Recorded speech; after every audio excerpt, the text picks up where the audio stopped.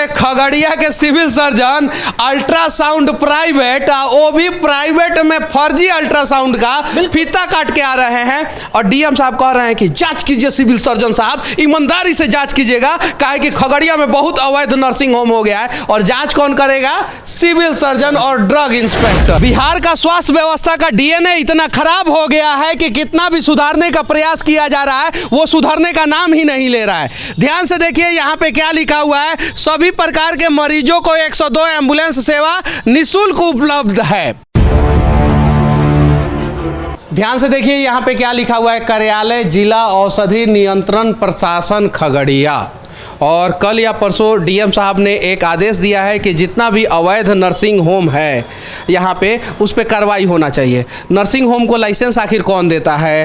दवा के दुकान को लाइसेंस कौन देता है? देखिए, जो पिछले दफा जो लाइसेंस जो है एकदम पूरा कौड़ी के भाव में दिया गया, बाह्य को बेचा गया, बिल्कुल बाह्य रोग के नाम पर धड़ल्ले से नर्सिंग होम चल रहे हैं जिले में। और उसके बाद जिनको आप कह लीजिए कि अगर आप बिल्ली को कहिएगा कि दूध का जाकर के आप जांच करके दीजिए उसमें कितना मक्खन है, कितना क्रीम है, आप क्या उम्मीद कर सकते हैं? तो यही वाला सिचुएशन है। हमने आज खगड़िया यहाँ पे सर बैठे होंगे अभी। अब ये तो जो है ये क्षेत्र में रहते हैं लोग, जो ये ड्रग इंस्पेक्टर का ये चैम्बर है। लेकिन दिक्कत सबसे बड़ा चीज़ है कि धड़ल्ले से जो है बहुत सारे मेडिकल हैं जो बिना सर वसूली में रहेंगे। चैम्बर में क्या करेंगे? वसूलेंगे तो 1-2 लाख पर डे आएगा, जिसमें सिविल सर्जन सारे लोगों का हिस्सा बटेगा कि आपको चैम्बर में सर मिलेंगे। सर क्या बात आप। खगड़िया में अवैध नर्सिंग होम को लाइसेंस कौन दिया होगा? कौन देगा? यही ड्रग्स इंस्पेक्टर देता है, सिविल सर्जन देता है। और लगातार हम लोग आंदोलन इस पे किए, डीएम फिर लेटर इधर निकाला है, लेकिन अभी निकाला, आज बैठक हो रही है, 10 दिन के बाद फिर घाक का 3 पात। यही लोग जाएंगे जांच में, अपने हवलदार अपने एसपी सब ये अपने पहुंच जाएंगे।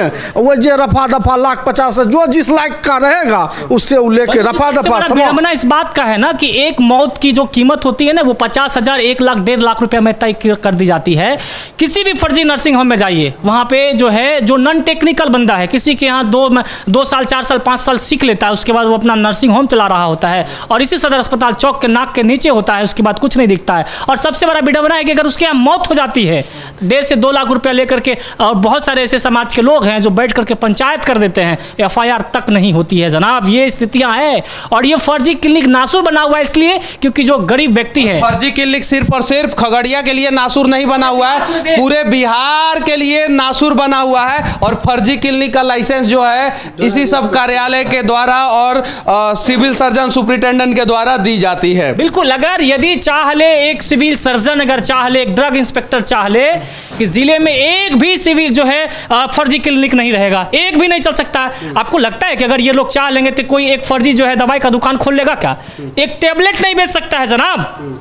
लेकिन इन लोगों की मंशा में साफ तरीके से खोट है। सीधी सी बात है, हम ये नहीं कर रहे हैं कि आप वसूली कर रहे हैं, क्या कर रहे हैं। अगर यदि आप कार्रवाई नहीं कर रहे हैं तो ये मंशा तो साफ जाहिर हो रहा है कि आप काहे छोड़े हुए हैं, आप काहे लोगों को जो है पनपने दे रहे हैं ऐसे लोगों को। यहाँ पे बहुत सारा नर्सिंग होम अवैध है, बहुत सारा है, बहुत सारा दवा का दुकान अवैध है, कुकर मुत्ते की तरह है। और एक बार देखिए, एक बार भी शायद हाई कोर्ट में कुछ ये हुआ था पिछले बार, जांच घर का सूची है जितना जांच घर अवैध है खगड़िया में, उसके बाद बंद नहीं करवा पाए सिविल सर्जन। होगा बताइए। अब जैसे रविकांत चौरसिया लैब खुला हुआ है, रविकांत चौरसिया लैब के ऊपर कार्रवाई का आया नोटिस तो फिर यहाँ हटा दिए, इसमें लिख दिए हैं जो है श्रीकांत लैब लिख दिए।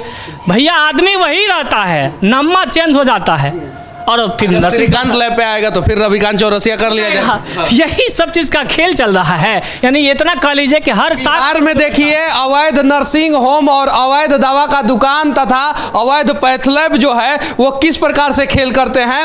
पहले श्रीकांत चौरसिया के नाम पे वो नर्सिंग होम खोलेंगे, उसके बाद से ऊपर से जांच का आदेश आएगा तो वो रविकांत चौरसिया के नाम से कर देंगे और हर साख पर उल्लू बैठा है। और उसके बाद विडंबना देखिए, जितने भी प्रखंड में जो भी चिकित्सा पदाधिकारी होते हैं वो सबको जानते हैं, A to Z हर लोगों को जानते हैं। कई ऐसे जो चिकित्सा पदाधिकारी हैं वो किसी न किसी निजी नर्सिंग होम वाले से टाई अप रहते हैं, वहाँ पर जाकर के वो मरीज देखते हैं, वहाँ पर जाकर के ऑपरेशन करते हैं। यहाँ तक कि जनाब जो सिविल सर्जन महोदय हैं वो अगर फर्जी अल्ट्रासाउंड का जाके फीतवा काटेंगे तो आप उनसे क्या उम्मीद करिएगा? ये अल्ट्रासाउंड का फीता काटते हैं? बिल्कुल, क्या एकदम काटे हुए। इधर फोटो भी देखे थे 17 मई को अल्ट्रासाउंड का फीता काट करके आया है चौथा सिविल सर्जन महोदय।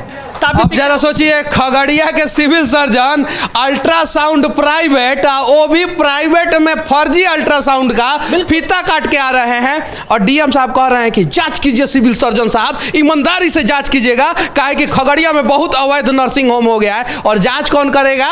सिविल सर्जन और ड्रग इंस्पेक्टर। देखिए, अगर इसमें जो 3 मैन कमेटी बनाई जाए, एक दिन के अंदर जो है जितने सारे फर्जी नर्सिंग होम है उसको बंद कराया जा सकता है। 3 मैन कमेटी बनाई जाए जिसमें एक चिकित्सा पदाधिकारी हो, उसके बाद प्रशासनिक विभाग के अधिकारी हो, जो कि एकदम पेटेंट लोग, जिनके पास में ना तो पीक एंड चूज ना ही कोई जो है पैरवी। देखिए, सबसे बड़ा चीज़ है, जितने भी नर्सिंग होम है वो किसी न किसी जो है सत्ता संरक्षित या फिर जो पक्ष कह लीजिए, विपक्ष कह लीजिए, राजनीतिक पार्टियां से ताल्लुक रखने वाले लोग होते हैं।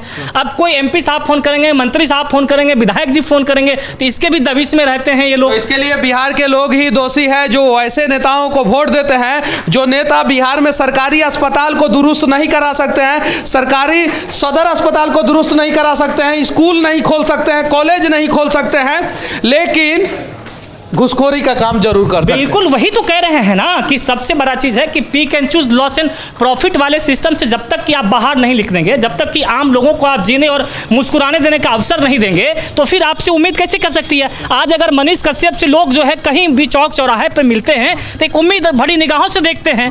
आप बताइए कि जिस तरीके से जो सिस्टम है, चलिए इसको उम्मीद भरी निगाहों से देखिए। बिहार का स्वास्थ्य व्यवस्था का DNA इतना खराब हो गया है कि कितना भी सुधारने का प्रयास किया जा रहा है, वो सुधरने का नाम ही नहीं ले रहा है। ध्यान से देखिए, यहाँ पे क्या लिखा हुआ है, सभी प्रकार के मरीजों को 102 एम्बुलेंस सेवा निःशुल्क उपलब्ध है। जब सभी प्रकार के मरीजों को 102 सेवा निःशुल्क उपलब्ध रहेगा और एम्बुलेंस इस प्रकार से सड़ेगा, तो कहां से बिहार में लोगों को जो है सही समय पे एम्बुलेंस मिलेगा? देखिए, ये सारा गाड़ी जो है, एम्बुलेंस जो है, वो सड़ाया जा रहा है। यहाँ पे देख सकते हैं, अगर ये रिजेक्टेड है, आउटडेटेड है, तो आउटडेटेड चीज़ों को जो है यहाँ से हटा देना चाहिए था, बेच देना चाहिए था, और दूसरा एम्बुलेंस खरीद लेना चाहिए था। लेकिन कहीं भी एम्बुलेंस जो है लोगों को मिलता नहीं है, और अस्पताल में जगह जगह एम्बुलेंस सड़ता है। ध्यान से देखिए, यहाँ के अधिकारियों का मनोबल कितना 7वें आसमान पे है कि अस्पताल के बीच प्रांगण में एम्बुलेंस सड़ाते हैं, क्योंकि उन्हें पता है कि लोग तो आवाज़ उठाने वाले नहीं हैं। साथ में खगड़िया नगर परिषद जो है वो अपना एक डस्टबिन भी जो है इस एम्बुलेंस के बीच में सड़ा रहा है। ध्यान से देखिए, और 1-2 एम्बुलेंस नहीं है, यहाँ पे 20-25 एम्बुलेंस है। कुछ एम्बुलेंस तो ये ज़मीन के नीचे जो है वो दफन हो गया होगा। कुछ एम्बुलेंस अब किधर से निकले हमें समझ में नहीं आ रहा है। और सभी प्रकार के मरीजों को जब 102 सेवा उपलब्ध है, तो ये एम्बुलेंस सड़ाया क्यों जा रहा है?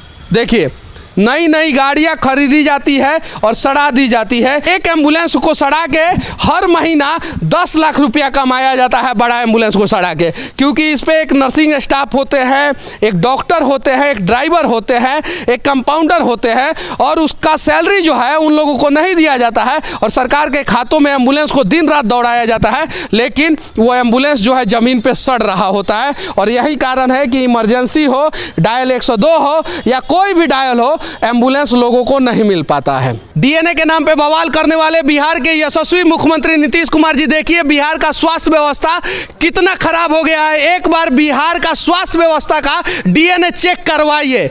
ये ANM ट्रेनिंग स्कूल खगड़िया है, और यहाँ पे एगो बस लगा हुआ है। ध्यान से देखिए, इस बस पे आगे क्या लिखा हुआ है, अशोका लीलैंड देखिए लिखा हुआ है यहाँ पे, और बस के टायर के नीचे देखिए पीपल का पेड़ जम गया है। जरा सोचिए, यानी बस नहीं निकला है और नया बस है, एकदम टकाटक बस है, और इस बस को जो है स्वास्थ्य विभाग बिहार सरकार ने दिया है, जो खगड़िया में दिया है। अच्छा ये बताइए, इसमें कोई अधिकारी है कि नहीं है? अभी जैसे ही आपके बारे में जानकारी मिली, सब लोग ऊपर भाग गया, चला गया। और हम लोग अंदर नहीं जा सकते हैं, क्योंकि अंदर जो है लड़की रहती है।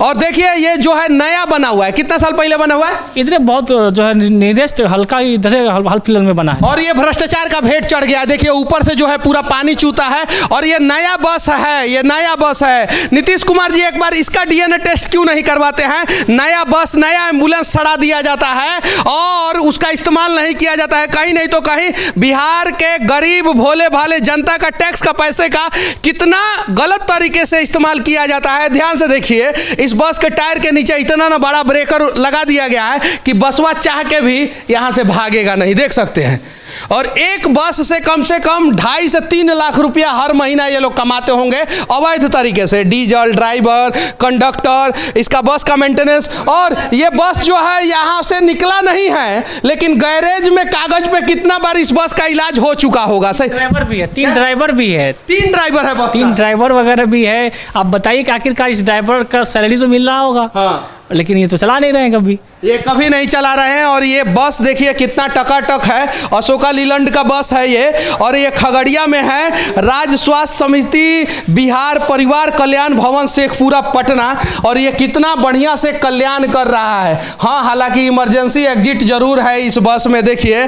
और जगह जगह पे ये बस जो है अब सड़ना शुरू कर दिया है। नया बस ला के यहाँ पे रखा गया है। और यहाँ पे फायर फाइटिंग के लिए भी एगो सिलेंडर रख दिया गया है कि कहीं गलती से बसवा में अपने आप आग लगेगा तो बुझाया जाएगा, लेकिन आगवा तो बुझाया जाता नहीं है।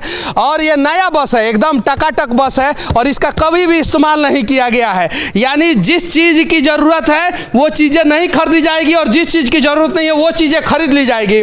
और बस में देखिए सेफ्टी पैरामीटर एकदम पूरा ध्यान से रखा गया है।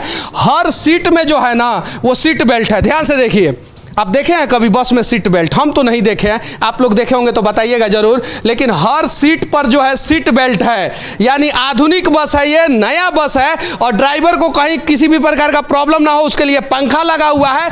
SOS का बटन है हर जगह, हर जगह। यानी कहीं भी किसी भी प्रकार का आपातकालीन स्थिति होगा, या कभी कभी हम लोग सुनते हैं कि लड़कियों को कोई छेड़ देता है बस में, तो SOS बटन हर जगह है। और ये स्वास्थ्य विभाग बिहार सरकार का बस है जो यहाँ सड़ रहा है। ओट लगा दिया गया है और बस के नीचे पीपल का पेड़ उग गया है। जानते हैं क्या है? क्या है कि ये है सरकारी बस और इसको ऑक्सीजन की ज्यादा जरूरत होती है और पीपल सबसे ज्यादा ऑक्सीजन देता है, इसीलिए इसके टायर के नीचे ऑक्सीजन का पेड़, पीपल का पेड़ उग गया है। ध्यान से देखिए, बिहार सरकार और बिहार सरकार के नेतागण, एक बार आप लोग ईमानदारी पूर्वक अपना अपना DNA जो है अपने ही मशीन से चेक कीजिए, पता चल जाएगा कि आप लोग ईमानदार हैं कि भ्रष्ट हैं।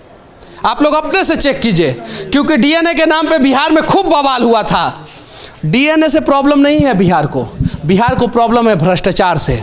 DNA चेक हो या ना हो उससे कोई फर्क नहीं पड़ता है। बिहार को चेक होना चाहिए भ्रष्टाचार करने वाले कर्मचारियों की संपत्ति। और अगर भ्रष्टाचार करने वाले कर्मचारी तथा नेताओं की संपत्ति एक बार चेक हो जाएगी तो मैं दावे के साथ कह सकता हूं कि 90% सरकारी कर्मचारी और 90% नेता जो है ना वो रिजेक्टेड मोड में चले जाएंगे। उनका DNA जो है ना वो खराब हो जाएगा। ताकि बिहार के एक सदर अस्पताल में सड़ रहा ये नया बस से हमारा ये प्रयास कैसा लगा कमेंट करके जरूर बताना। और बिहार के अगर आप बुद्धिजीवी हैं तो बिहार के लिए आवाज उठाना, वरना बिहार का स्थिति जो है श्रीलंका से भी बदतर होने वाली है। जय हिंद।